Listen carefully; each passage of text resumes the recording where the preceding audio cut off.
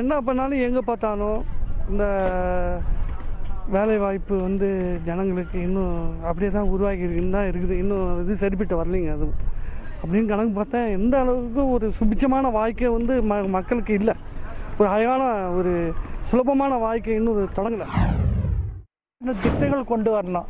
இப்போ அம்மா சொல்லியிருக்கிறாங்க நிறைய திட்டங்கள், அதெல்லாம் செயல்பாட்டுக்கு வருதான்றதை கொஞ்சம் யோசிக்க வேண்டியதாக இருக்குது. மற்றபடி அரசாங்கத்தில் ஒன்றும் பிரச்சனை இல்லை. மின்சாரத்தினுடைய நடவடிக்கைகள் ரொம்ப சிறப்பாக செயல்படுறதாக பேப்பரில் வந்துகிட்டு இருக்கு. அதனுடைய பயன்பாடு மக்களுக்கு இன்னும் வந்து சேரவில்லை என்பதுதான் சொல்லணும்.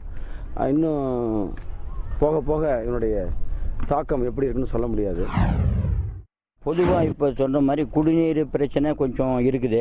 அது வந்து ஏதோ ஒரு சில இடத்துல குடிநீர் இல்லாததுனால அதுக்கு உடனே என்ன செய்யணுமோ அதை கவர்மெண்ட் பார்த்து அதை நடவடிக்கை எடுத்து அந்த நடுத்தர மக்கள் பாதிக்காத அளவுக்கு அரசு செய்யறதுக்கு முயற்சி மேற்கொள்ளணும்.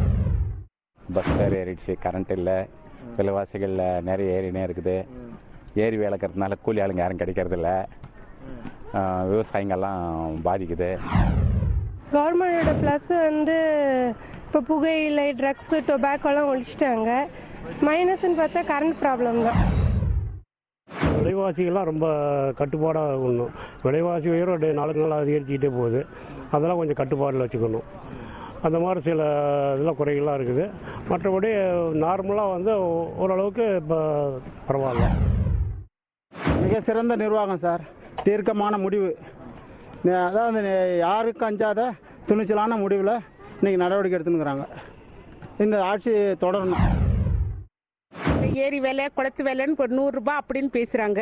அது வந்து அவங்க என்னமோ கவர்மெண்ட் என்னமோ கரெக்டா ஒதுக்குது. ஆனா பொதுமக்களுக்கு அது நேர்த்தியா போய் சேரது இல்லைங்க. 80 ரூபாய் 90 ரூபாய் அப்படி கொடுக்குறாங்க.